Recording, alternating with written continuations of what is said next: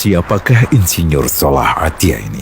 Mengapa kematian beliau menggemparkan Kairo dengan pemakamannya yang dihadiri lebih dari 500.000 orang? Mari kita simak kisah dari Asosiasi Universitas Islam Mesir ini.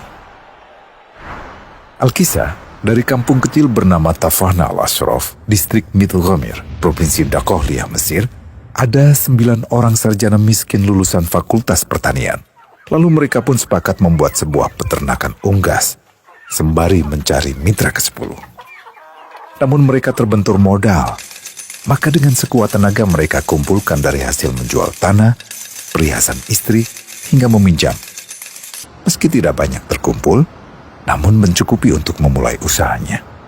Pertanyaan tersisa, siapa mitra yang ke-10? Insinyur Solah, satu dari mereka, pun berkata, "Aku sudah menemukan mitra yang ke-10.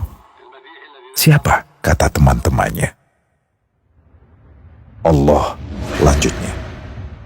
"Allah akan menjadi mitra usaha kita yang ke-10. Allah akan mendapat 10% dari keuntungan kita. Dengan perjanjian, Allah yang akan memberikan perlindungan dan pemeliharaan, keamanan dari segala wabah penyakit." Akhirnya mereka pun sepakat. Kontrak kerjasama pun ditulis secara rinci dan dicatatkan ke notaris, lengkap dengan peran mitra ke-10 tersebut. Tak disangka, setelah 1 musim bisnis mereka langsung meroket, jauh dari yang dibayangkan sebelumnya. Lalu mereka pun kembali bersepakat menambah jatah keuntungan mitra ke-10 menjadi 20% di musim kedua, dan begitu seterusnya hingga mencapai 50%. Lalu bagaimana keuntungan mitra ke-10 itu dialokasikan? Dimulai dengan membangun sekolah dasar Islam putra, lalu lanjut putri, kemudian sekolah menengah putra, kemudian putri. Tambah lagi madrasah aliyah putra, lalu putri. Tapi karena keuntungan terus membanjir, akhirnya dibentuklah Baitul Mal. Dan mereka pun mengajukan ke pemerintah untuk membangun universitas di kampung. Awalnya ditolak dengan alasan tiadanya akses bagi para mahasiswa. Tak berapa lama mereka pun mengajukan pembangunan universitas lengkap dengan stasiun kereta beserta jalurnya dengan biaya mandiri.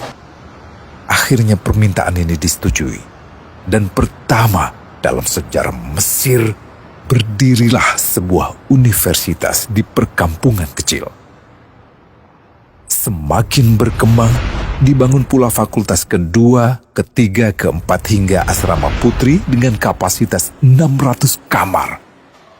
Lalu asrama putra dengan 1.000 kamar.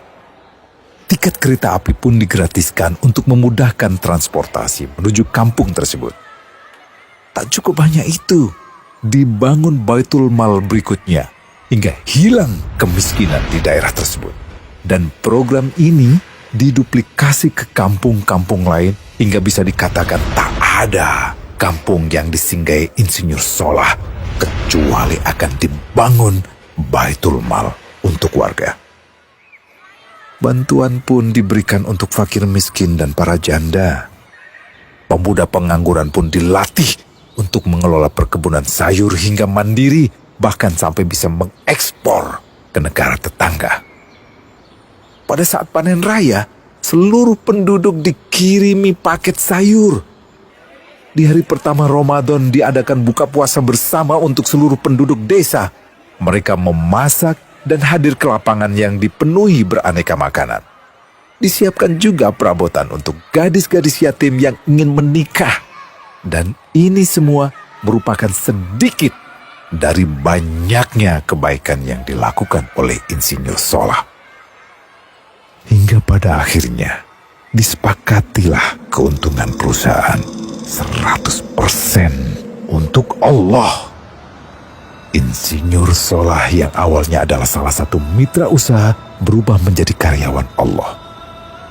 Dia hanya menerima gaji, namun dia memberikan Tuhannya syarat agar membuatnya hanya butuh kepadanya dan hanya meminta kepadanya. Inilah sosok Insinyur Solah Atia, aktor utama kisah menakjubkan ini. Keikhlasannya membuat ia sama sekali menolak terkenal di media massa.